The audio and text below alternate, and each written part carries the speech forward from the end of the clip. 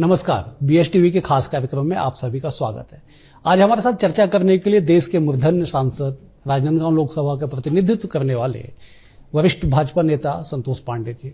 Sir, आपका बहुत स्वागत है हमारे खास कार्यक्रम में। 2024 में लोकसभा का चुनाव जब हुआ, टिकट का वितरण हुआ, तो संतोष पांडे दोबारा नॉमिनेट हुए, दोबारा उनका नाम आया। वो अनुभव कैसा रहा? इसलिए मैं पूछ रहा हूं क्योंकि 2019 वो समय था जब सारे सिटिंग सांसदों का टिकट बीजेपी ने काट दिया। हम लोग अपने पहले कार्यकाल में काम तो सभी किए, किंतु मुझे स्मरण है कि मैं जैसे ही दिल्ली में सत्र खत्म होता, सीधा जैसे बच्चे अपना पट्टी बस्ता लेके भागते हैं ना घर की ओर, वैसे मैं बिल्कुल शनिवार, इतवार और मैं कहूंगा कि 30 दिन में मैं 27 दिन 28 दिन दौरा करता था। और अधिकतम अपने क्षेत्र में, गांव में भी रात को बिताना, और कार्यक्रम है तो प्रवास करना ये अलग विषय है। उनके व्यक्तिगत तीज, त्योहार, छठी, बरही, दुख, सुख, इसमें आना जाना, और सबसे ज्यादा समय जनता को और अपने कार्यकर्ताओं को देने का मैंने ये क्रम को जारी रखा। और ऐसा मुझे लगता है कि ये जो सक्रियता रही, उतनी ही सक्रिय में सदन के अंदर, हाउस में भी रहा। और जब जब मुझे अवसर मिला, मैं उस समय के तत्कालीन सरकार जो कांग्रेस की थी, उसके विरोध में और खुला प्रश्न करने से मैं कभी नहीं हिचका। और शायद उसी का परिणाम है कि माननीय मोदी जी, अमित शाह जी, पूरी टीम, और जैसे आपने कहा कि 11 में सबकी कट गई, केवल 2 बचे, तो ये शायद ये परिश्रम है और उनकी बहुत बारीक ऑब्जर्वेशन। आपकी भाषा की बड़ी तारीफ होती है कि संतोष पांडे जब बोलते हैं सदन में तो लोग सुनते हैं। आप पहली बार जब 2019 में चुने गए तब भी लोग सुनते थे, 2024 में दोबारा जब चुने गए तो भी लोग सुनते हैं। ये कहां से ये कला, कहां से ये ज्ञान प्राप्त हुआ कि इतनी भाषा की तारीफ संसद में होने लगी आपकी? वास्तव में जब आप गांव में, देहात क्षेत्र में, चौपाल में आप जब बैठते हैं तो वहां उसी की भाषा में आपको बात करनी पड़ेगी। तो छत्तीसगढ़ी में बात करना।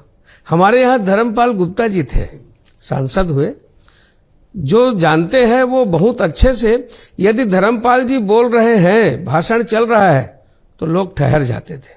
उनकी छत्तीसगढ़ी इतनी शानदार थी, उतनी शानदार उनकी हिंदी थी, और उतनी ही टॉप की उनकी इंग्लिश थी। तो ये जो है, इसके लिए मैं आपको बताऊं, छत्तीसगढ़ के पहले मुख्यमंत्री भी ऐसे थे, निश्चित रूप से उनकी भी कमांडिंग थी। मैं ये नहीं कहता कि मैं उनके, किंतु हाँ, कभी भी हो, ये भाषा जो है वो दिलों को स्पर्श करती है, छूती है, और वो जिस लेवल में चाहते हैं वही छूने वाली आपको बातें, वही शब्द आपको जुबान से निकालनी चाहिए। सदन की भाषा, मीडिया के सामने की भाषा, शहर की भाषा, गांव देहात में जब बात करते हैं तो उसके लेवल की, उसकी समझ में आने वाली, तो ये तो है। कई ऐसे मुद्दे, आपने दर्जनों मुद्दे उठाए, लोकसभा के हर बिजनेस में आप पार्टिसिपेट करते हैं। छत्तीसगढ़ की राजनीति में विपक्ष कहती है कि सांसद मौन रहते हैं, सदन में सवाल नहीं उठाते, आंकड़े बता दें तो फिर चौंक जाते हैं। ऐसा है कि वास्तव में कांग्रेस की स्थिति इतनी दयनीय हो गई है, कुछ कहने के लिए बचा नहीं है। हमारे जितने भी सांसद हैं आज भी, चाहे वो कांकेर का भोजराज क्यों ना हो, वो महेश क्यों ना हो, सारे लोग प्रश्न करते हैं। और मैं आपको बताऊं, मैं तो पिछले समय जब प्रश्न किया और सीधा सीधा मुख्यमंत्री का नाम लेकर के कि कोयले में घोटाला, सट्टा में घोटाला, और भगवान शंकर को बदनाम करने के लिए, और मैंने उनका नाम लेकर के, तो उस समय अध्यक्ष जी ने कहा भाई नाम मत लो सदन के अंदर, और उन्होंने, किंतु मैंने नाम लिया और केवल इतना ही नहीं, मैं तो उस समय बस्तर के विषय में भी, चाहे राव घाट परियोजना हो, नगर नार की बात हो, अपने क्षेत्र में रेलवे की बात हो, तो कभी भी हम लोग हिचके नहीं। और मैं इसके लिए धन्यवाद दूंगा सम्माननीय हमारे स्पीकर महोदय ओम बिरला जी को। ओम जी जितने नए सांसद हैं और उनको बहुत स्नेह के साथ अवसर देते थे। अब जब व्यक्ति को अवसर मिलता है तो प्रोत्साहन मिलता है तो वो बढ़ चढ़ करके प्रश्न करता है।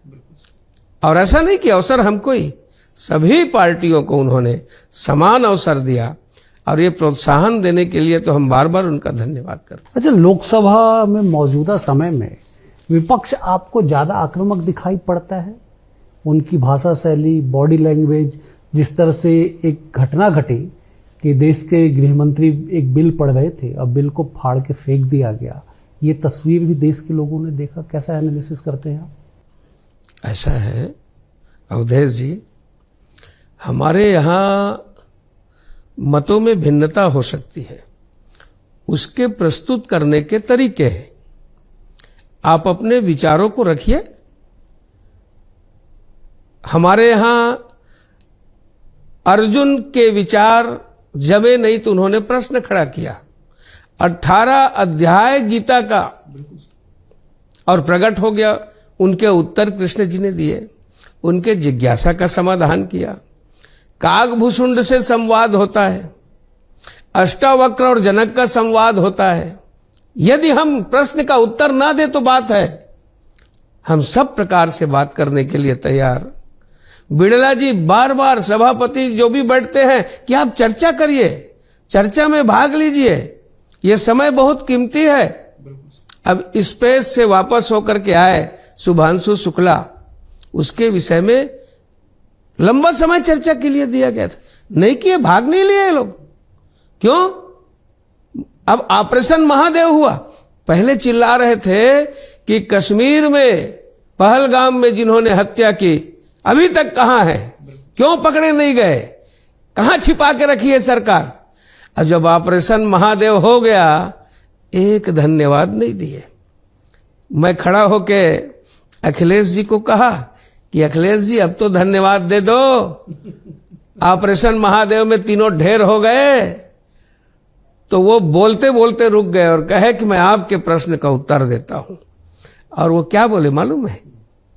वे कहते हैं कि ये सारी घटना, ये ऑपरेशन, ये सेटिंग से हुई है और ये जो है समय तिथि ये तय किया हुआ है। इस प्रकार की उन्होंने, उसी को माननीय प्रधानमंत्री जी ने भी कहा कि हमारे एक सांसद तो ऐसा बोल रहे हैं कि जैसे कि हम सावन सोमवारी और महादेव जी का तिथि तय करके हमने इसको, तो ये हास्यास्पद है। कुल मिलाकर के सबको संवाद की छूट है। भारत जैसा लोकतांत्रिक देश अद्भुत है, यहां अभिव्यक्ति की स्वतंत्रता है। इसका मतलब यह नहीं कि आप अभद्रता प्रस्तुत करें। जो प्रस्तुति वहां हुई है ये अक्षम्य है। और जिस प्रकार से गृह मंत्री जी के साथ और उसके आसंदी के पास जाकर किया गया, ये संसदीय नहीं है। संसद का महत्वपूर्ण सत्र, देश की जनता, देश की निगाहें उस पे, और समय से पहले सत्रावसान हो जाना कितना दुखद है, कितना नुकसानदायक है। एक दिन में 10 करोड़ से ऊपर खर्च होता है संसद की कार्यवाही में, लोकसभा में। और अवधेश जी मैं आपको बताऊं, इस समय तो 21 अपना अगस्त से सितंबर पूरा 1 महीना हुआ और बैठे हम सब टाइम से जाते थे, वे चर्चा ही नहीं करना चाहते थे। अभी किसमें उन्होंने अवरोध करने की कोशिश किया? SIR के ऊपर में, वोट चोरी के ऊपर में। अरे भाई, बिहार में वोट कौन लूटता था? बूथों को लूट लेते थे। इसको बिहार की जनता क्या, देश की जनता जानती है, देश की जनता जानती है। मैं 2003 में विधानसभा के लिए चुनाव लड़ा। मेरे क्षेत्र में किस प्रकार से वोटों में धोखाधड़ी लूट का हुआ, इसको मेरे क्षेत्र की जनता जानती है। उस समय कांग्रेस की सरकार थी, तो कम से कम इस प्रकार की बात ना करें, अवरोध पैदा करना। अवधेश जी, मैं आपको 1 मिनट इसी में और लूंगा उत्तर में। ये अभी SIR को लेकर के विरोध कर रहे थे। ये इसके पहले आप किसके लिए अवरोध कर रहे थे? हिडनबर्ग के लिए। पेगासस में एक सत्र में केवल 2 सत्र में राफेल के ऊपर से, और राफेल में कहा कि ये चोरी की गई है, कम पैसे में लेकर के ज्यादा कमीशन खोरी की गई है। इन्होंने कहा कि जितने भी देश के मोदी हैं वो सब चोर हैं।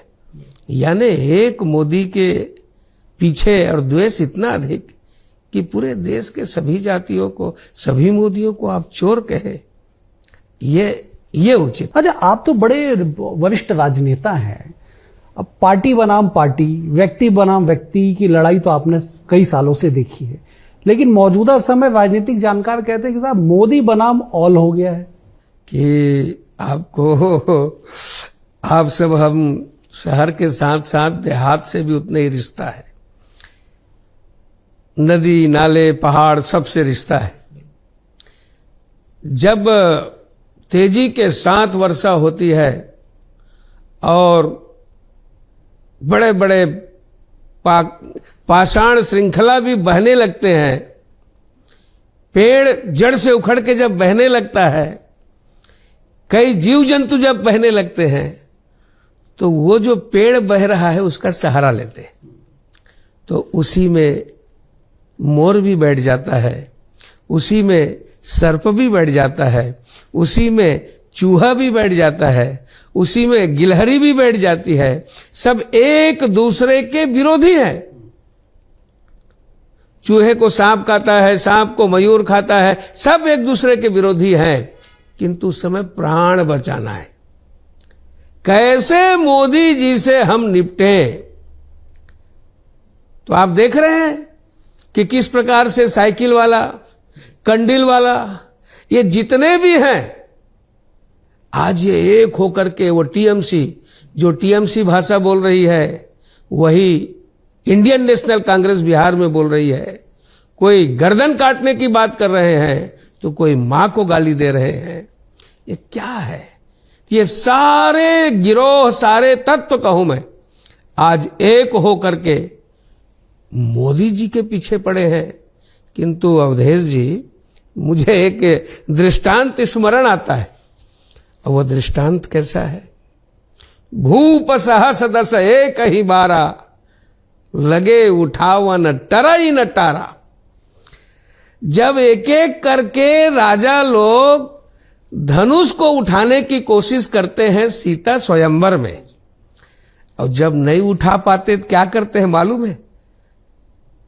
ऐसा करते हैं सब मिलके उठाते हैं, तो भी वो धनुष न उठा न टूटा। क्यों? जैसे भगवती सीता है, जैसे भगवान, ये मैं कहूं कि अभी जो समय चल रहा है इस देश के लिए, भारत के लिए जो चुनौतियां हैं, उसका सब प्रकार से समाधान मोदी जी ही कर सकते हैं। ये सारे एक तरफा होकर के ये उठाने की कोशिश किए, सफल नहीं हुए।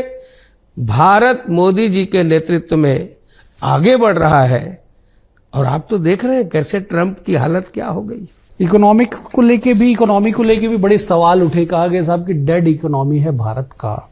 बहुत सारे आप लोगों ने रिसर्च भी किया कि साहब आप भी तो इन्वेस्ट करके रखे हैं इसी भारत के इकोनॉमिक में। सही बात। और उसके बाद ट्रंप के साथ जो रिश्ता है वो अब कहा जा रहा है कि साहब भारत के लिए बड़ा खतरे की घंटी, अलार्मिंग है। पहले ये ट्रंप का विरोध करते थे, ये शी जिनपिंग की बात करते थे। अब जब शी जिनपिंग से संबंध अच्छे हो रहे हैं भारत के, तो अब इनका विरोध कर रहे हैं, उनसे दोस्ती की बात कर रहे हैं। तो कुल मिलाकर के राष्ट्र का घात, राष्ट्र से विरोध, क्योंकि सामने मोदी है।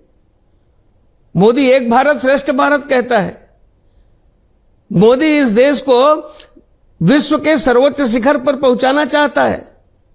मोदी जो है, मनमोहन सिंह के समय 12वें पायदान पर था, आज हमारी अर्थव्यवस्था 4थे पायदान पर आ गई। हम आने वाले समय में 3रे पे आने वाले हैं। हम जापान को पछाड़ दिए। तो कुल मिलाकर के ये किसी भी दृष्टि में देख न सकहि पराई विभूति, तो ये मोदी जी की विभूति को देख नहीं पा रहे हैं। अच्छा, देश की संसद में अपने तर्क और तथ्यों से विरोधियों को शांत करा देने वाले संतोष पांडे को मीडिया विभाग की जिम्मेदारी दी गई छत्तीसगढ़ बीजेपी में, कैसे निर्वहन करेंगे? भारतीय जनता पार्टी में जो भी कार्यकर्ता को दिया जाता है वो श्रेष्ठ होता है। और मैं तो ये कहता हूं कि ये तो वैसे ही है जैसे कि चूल्हे में 4 लकड़ी जल रही है। कभी क्या करते हैं जेवन पकाने के लिए, नीचे की लकड़ी को निकाले और ऊपर डाल देते हैं, ऊपर वाला नीचे हो जाता है। जलना सबको है, खपना सबको है। कुल मिलाकर के जो काम है वो श्रेष्ठ है। पार्टी में सबसे बड़ा पद होता है कार्यकर्ता का। मुक्त संगो नहमवादी धृत्युत्साह समन्विता सिद्धया सिद्धयो निर्विकार कर्ता सात्विक उच्चैत। जो कर्ता होता है, जो कार्यकर्ता है, वो सबसे बड़ा पद है। छत्तीसगढ़ कांग्रेस कह रही है साहब कि मौजूदा समय में प्रदेश में कांग्रेस सबसे मजबूत स्थिति में है पिछले 25 साल के। 35 विधायकों के साथ मजबूती के साथ संगठन सड़क पे है और सरकार के खिलाफ लगातार आंदोलन किया जा रहा है। आंदोलन की भी और इनके जो लीडर है उसके यात्रा की भी, आंदोलन की भी आत्मा होती है, यात्रा की होती है। किस चीज को लेकर के यात्रा कर रहे हो? किस चीज को लेकर के यहां 9 तारीख को, शायद 9 तारीख को आने वाले जनता, जहां वोट चोरी वाला, अरे जनता जानती है, उल्टा चोर कोटवार को डांटे। अरे किसको चोर कह रहे हो? अरे चोर चोर जिसके बारे में कहते रहे हो, जाकर के कोर्ट में माफी मांग लेते हो, और अभी आप फिर आंदोलन के लिए। और जिस प्रकार से आप ये आंदोलन कर रहे हैं, इसमें कहीं कोई दम नहीं है, कोई प्राण नहीं है, कोई आत्मा नहीं है, कोई तंत्र नहीं है। यहां माताओं बहनों के लिए सब प्रकार से महतारी वंदन, किसानों को बोनस दिया गया, धान की खरीदी हो रही है, यहां का जीडीपी, यहां का जो ग्रोथ है, 1,65,000 करोड़ का जो बजट उस समय, ये छोटी मोटी बात है। तो कुल मिलाकर के इन्हें कुछ मिल नहीं रहा है। ये डबल इंजन की सरकार है। सब प्रकार से मोदी जी हमारे प्रदेश को और समय समय पर प्रोत्साहन देते हैं। हमारे किसान खुश हैं कि हर समय पर उनको 6,000 रुपया मिलता है। यानी सेंट्रल की ऐसी ऐसी योजनाएं हैं, प्रदेश की ऐसी योजनाएं हैं जो कांग्रेस कल्पना तक नहीं कर सकती। तो मैं कह सकता हूं कि ये जो कर रहे हैं इसमें कुछ प्राप्त होने वाला इनको नहीं है। अच्छा, आपने कहा कि जलना सबको है, खपना सबको है। आप तो बड़े लंबे संघर्ष के बाद यहां तक पहुंचे हैं। एक किस्सा है कि आपका चप्पल चोरी हो जाता है और आप चप्पल खरीद भी नहीं पाते हैं, क्या वाकया?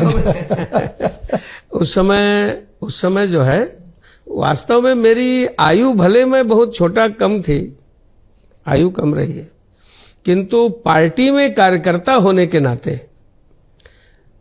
मैं डॉक्टर रमन सिंह जी के साथ लगभग स्थानों पे गया हूं। जयपुर का अधिवेशन की बात है, आगरा की बात है, वहां से भ्रमण के लिए आगरा आए और वहां चप्पल चली गई, तो बिना चप्पल के ही घूमते रहे। तो ऐसा नहीं था कि स्थिति, वो घूमते रहे, यानी अल्हड़पन ये तो रहा है। और पार्टी के लिए सब जगह जाना आना, डॉक्टर साहब के साथ तो बहुत अच्छे अच्छे अनुभव भी है।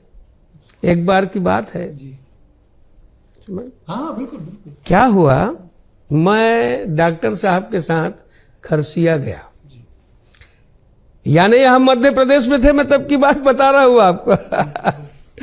खरसिया हम चुनाव में गए जिसमें अर्जुन सिंह कांग्रेस की तरफ से लड़ रहे थे और हम प्रचार करने के लिए प्रचारक बन के गए। जा रहे थे, हुड वाली जीप थी महिंद्रा की। हम क्या देखते हैं कि सामने ट्रक है और उसमें से एक चुंगड़ी, जो पैकेट है उसको चुंगड़ी, वो गिरा आलू का। तो डॉक्टर साहब तो चुप थे, मैं बोला भौरा गाड़ी रोक, जो ड्राइवर था। मैं बोले उठा ले, दोनों मिलके उठा ली। मुश्किल से 20 कदम गए हैं, क्या देखते हैं कि वो प्याज का गिर गया। तो मैं बोला सब्जी का इंतजाम हो गया। उसको भी उठा लिए, तब तक फिर चुप डॉक्टर साहब। उसके बाद छत्ता का एक बंडल गिर गया, उसको भी उठा लिए। उसके बाद 2 चुंगड़ी चूने का गिरा, बोले इसको भी उठा लो। और फिर डॉक्टर साहब बोले ऐसा करो, इसको साइड लो, ट्रक वाले को बताओ कि उसका डोर टूट गया है, ये सामान उतार। तो ऐसे अनेक घटनाएं।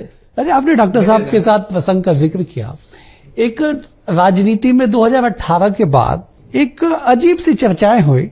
डॉक्टर साहब जितने बार दिल्ली जाते हैं उतने बार राज्यपाल बन के आ जाते हैं चर्चाओं में।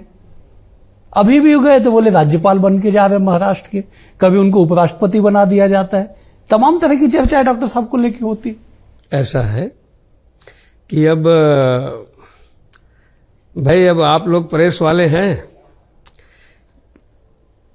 इसमें से कई बंधु ऐसे हैं जो इस प्रकार की चर्चा कर देते होंगे।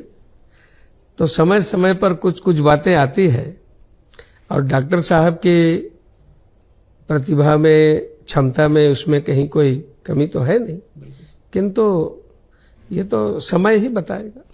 कैसे चल रही है सरकार? आप पिछले 6 साल से देश में प्रतिनिधित्व कर रहे हैं राजनांदगांव लोकसभा का। 5 साल वो था जब छत्तीसगढ़ में कांग्रेस की सरकार थी। अब पिछले 2 साल से कमोबेश वो है जो बीजेपी की सरकार है, आपकी पार्टी की सरकार। कैसे चल रही है सरकार? सरकार बहुत अच्छी चल रही है। मैं आपको बताऊं कि आज जनता को कहीं कोई गिला शिकवा नहीं, किसानों को कहीं कोई गिला शिकवा नहीं। ये कृत्रिम अभाव, कृत्रिम समस्या पैदा करने की कोशिश करते हैं, ये फैल खा जाते हैं। मैं आपको बताऊं, मेरे क्षेत्र में अभी लखनादौन से और खैरागढ़ होते हुए, जैसे रायपुर से नागपुर नेशनल हाईवे 4 लेन है, वैसा ही नया 4 लेन लखनादौन से लांजी रजेगांव होते हुए, गातापार खैरागढ़ होते हुए, और भारतमाला में विशाखापट्टनम वाली रोड में आके मिलने वाली। कल्पना करिए कितना का है राशि, 10,000 करोड़। मैं गडकरी जी से 4 साल से मिल रहा हूं इसके लिए। गडकरी जी को मैं धन्यवाद देता हूं। ये मोदी जी की ही सरकार है कि मेरे जैसा एक सामान्य, एक सांसद, एक सड़क के लिए 10,000 करोड़। मैंने निवेदन किया कि हमारी सड़क जबलपुर के लिए खराब है जी, 2,400 करोड़ चिल्फी से लेकर के जबलपुर के लिए। साहब कल्पना करें, जो 5 साल में एक जौहा मुर्मी तक न डलवा सके, यह है डबल इंजन की ताकत। जबलपुर से लेकर के रायपुर तक के लिए नई ट्रेन। पहले बिसेन जी थे तो उनके साथ, अभी पारधी बहन आ गई है सांसद बालाघाट की, हम दोनों मिलकर प्रयास किए, तो कुल मिलाकर के हम जो मांगते हैं वो मिला है, कई जगह ज्यादा मिला है। मैं कृतज्ञ हूं, मेरा क्षेत्र कृतज्ञ है। सत्ता और संगठन के बीच में तालमेल है या नहीं है?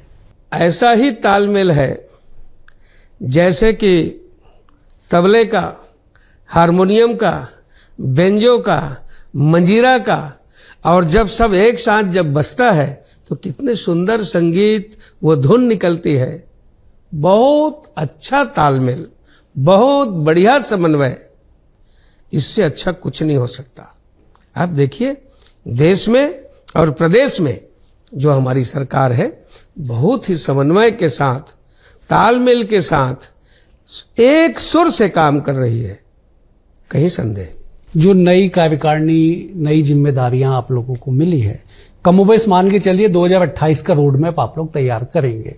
थोड़ा सा जल्दी है, लेकिन 2028 में क्या देखते हैं आप? मैं आपको ईमानदारी की बात बताऊं, मैं सांसद हूं तो मैं यदि देश की बात करूं और प्रदेश में भी आऊं, साहब जिसे कल्पना नहीं किए थे, धारा 370, सिटीजन अमेंडमेंट एक्ट, भारतीय दंड संहिता को न्याय संहिता, 3 तलाक का समापन, ये तो हुआ।